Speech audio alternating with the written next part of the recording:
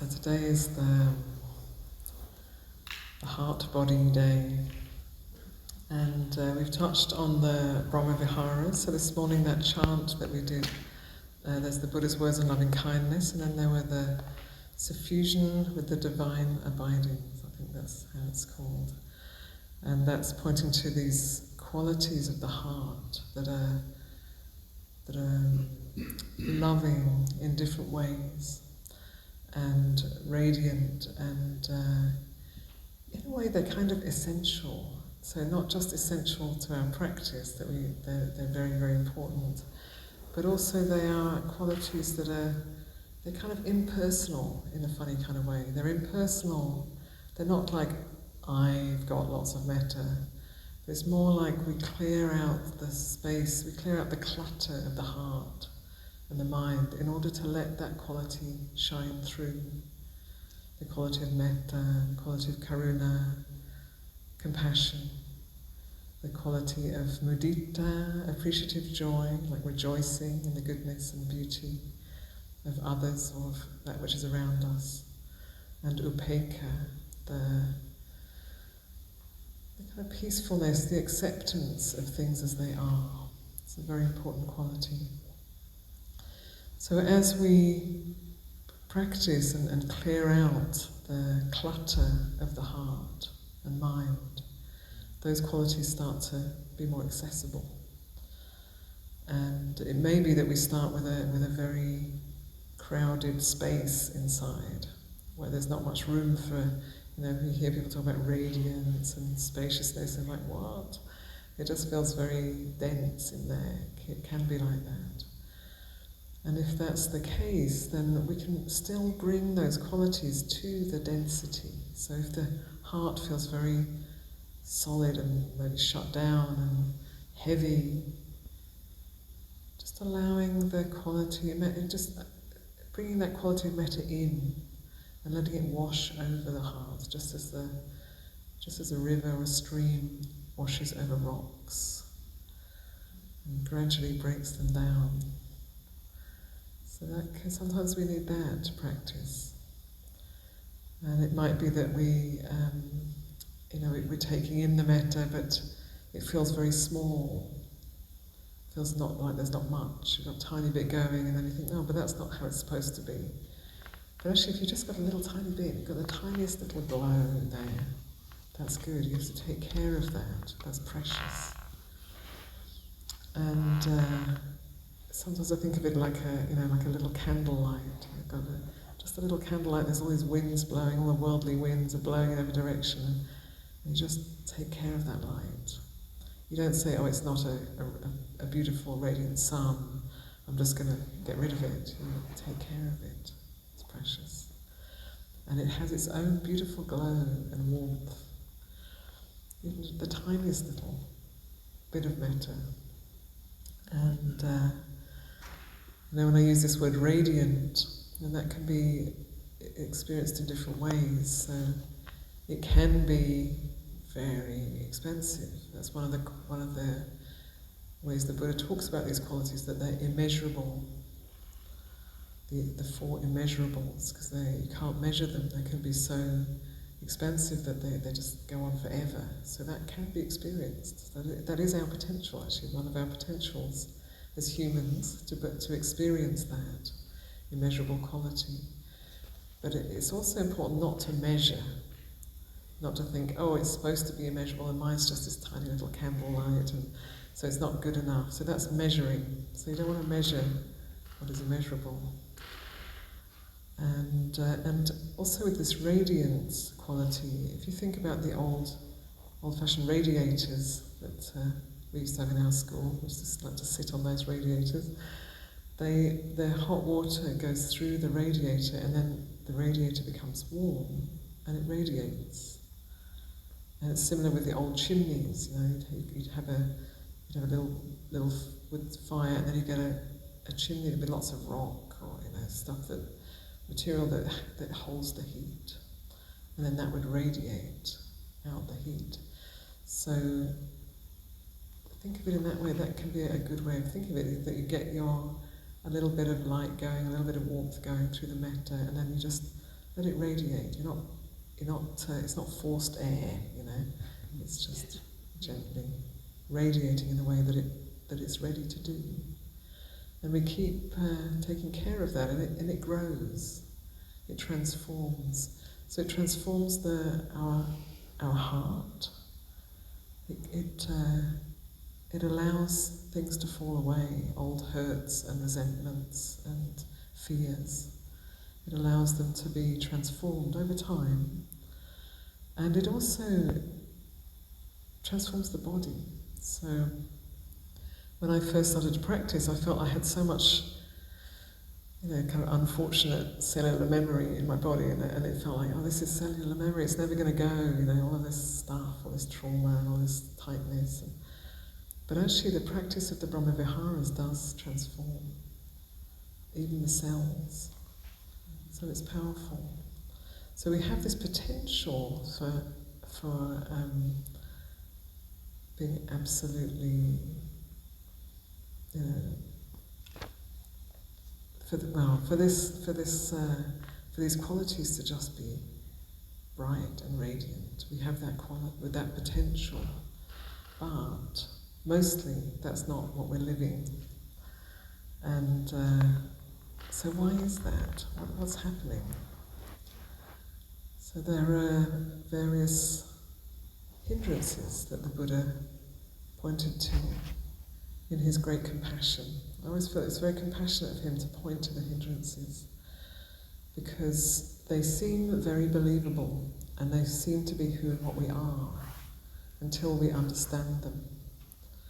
So there are 5, so you can count them on one hand, which is kind of handy too.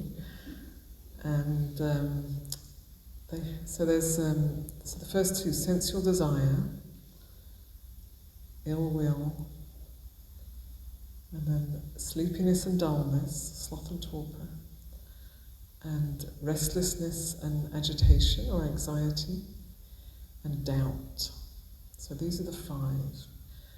And the first 2 are kind of a pair of opposites. So sensual desire is reaching out, if only I had that, if only I could have that whatever it is, that peaceful meditation, or that beautiful shawl, or that meal, or that perfect partner, or whatever it may be. If only I had that, I would be whole and complete. So that is the movement of sensual desire, and the thing is, it works for a moment or 2. You get that lovely meal and you feel complete, and it feels really good for a while, and then things move on and you kind of get hungry again, and then you look for another lovely place to eat or whatever. So that's the problem with sensual desire, that it's never really satiated for more than a moment or 2. Or a little while.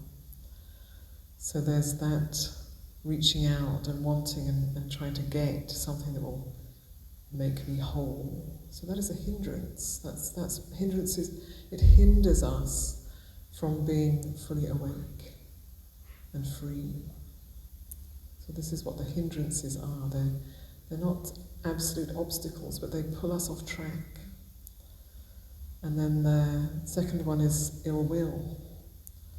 Not wanting, aversion. If only I could just get rid of that, push that away, then everything would be just right. If only that one thing wasn't the way it is, then it would just be perfect. So we're seeing what's wrong and we're pushing that away. So this is another hindrance to our meditation.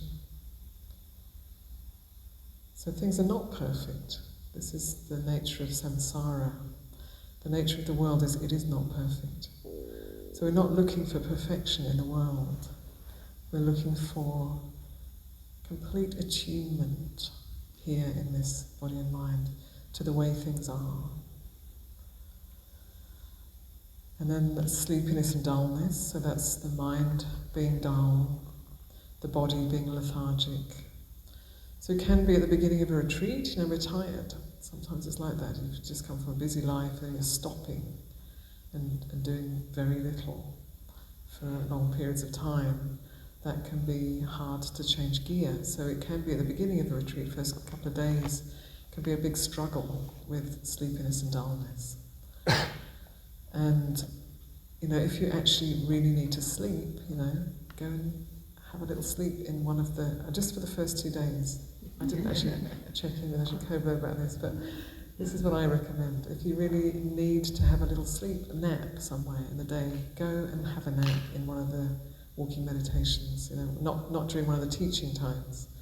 Just do that, catch 20 minutes, and if you can, and go to bed as soon as you can, and get up when the bell rings in the morning, and catch up a little bit if you need to. But you shouldn't need to do that for more than a couple of days. If you are doing it, if you're continuing, then that's just feeding sloth and torpor, sleepiness and dullness. And this is one of the tricky things about sloth and torpor, is that it sort of lulls us. It tells these little stories of, oh yes, you really do, that the bed is just waiting for you, you really do need to rest now. It sort of tells us, it sort of lulls us and draws us into its field. So trying to be discerning what is really tiredness and what is just that low energy and a little bit of lethargy, or even boredom. Boredom takes us there too. So sloth and torpor, it's a hindrance. And for the body, when the body's still a lot of the time, the body can get very heavy. So we have the good fortune of having Qigong every day. So that will enliven your body and bring a natural flow with your body's energy and the energy of everything. It sort of opens us up to the energy of the universe, which we're part of. So that's a wonderful gift that we have through the retreat. And then restlessness and agitation. Sometimes it's called, actually one old translator who I knew in England, he would call it worry and flurry. Worry and flurry. And worry is one of the qualities of this hindrance, and it can be that there's too much energy. We're over-energized, and then we start to get anxious, and then the anxiety sort of starts to loop, and we kind of get caught in this over-energized state that isn't grounding anywhere. So if we've got too much energy, we need to find a way to ground, to bring the energy down, to bring a bit more solidity and groundedness to our experience, and not to follow the thoughts. So if we just follow our thoughts, they go around and around, they'll get us more and more stressed. So to come into the body, our dear friend, that's always here, always now, connected to the earth, part of the earth. So if you're finding you're anxious or very restless, letting go on the out-breath is really helpful, and really grounding, putting your feet on the ground and inviting your energy to come down into your body, away from the thinking mind.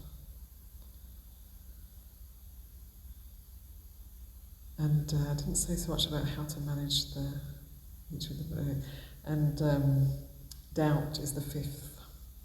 So doubt has the quality of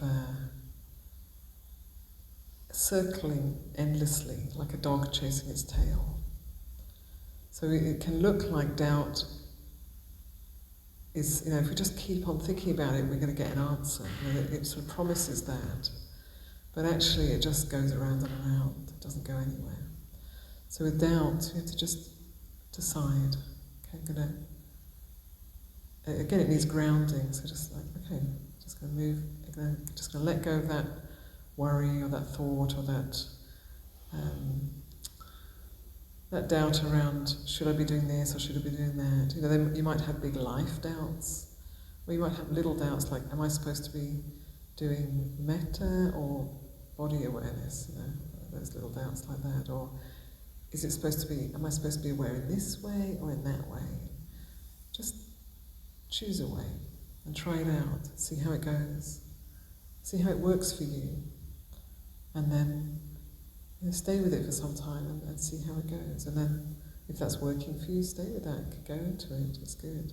If it's not working for you, try something else. So we're going to be offering various meditation techniques and practices during this time, but just for short periods of time.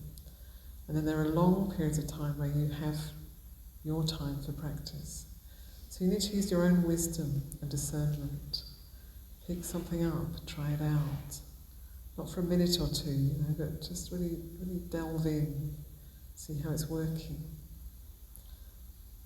So,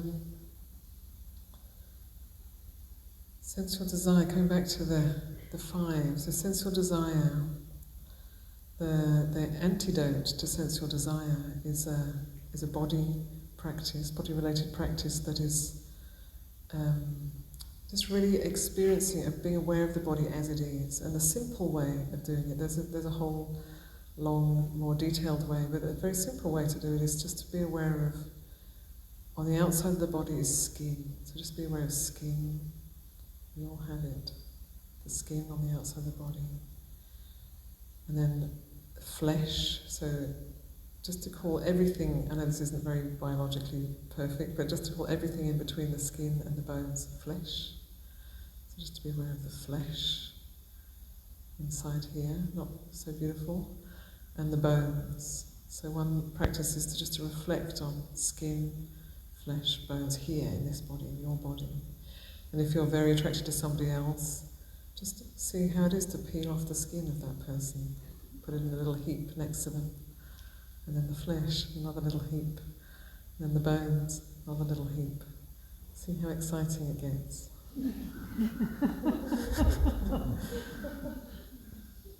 And for ill will, the beautiful antidote is the Brahma Viharas, the metta, and also the elements, which we'll bring in a couple of days. So you can do just for today, staying with metta and karuna, mudita, upekkha as an antidote.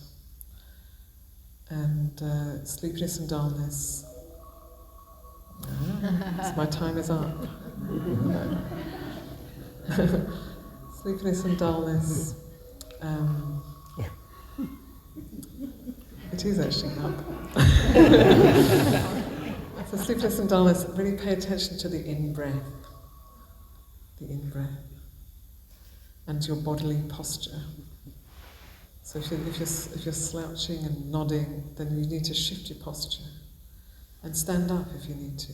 And stand up and stand behind your chair or stand up near the wall. That brings energy.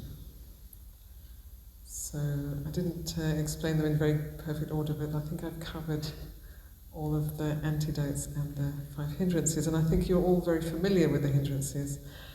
But an important thing is to not identify with the hindrances, but to know them as that. They're that which is pulling us off track. And this is also very beneficial if you're feeling sleepy or dull, or if you're restless. So to move when you're restless can be helpful. Stillness is also helpful sometimes, and to breathe fresh air and move your body when you're feeling heavy and lethargic is very good. It shifts things a lot. So we'll have a period of walking meditation now, and there'll be a bell. Who is the bell ringer for the walking for outside?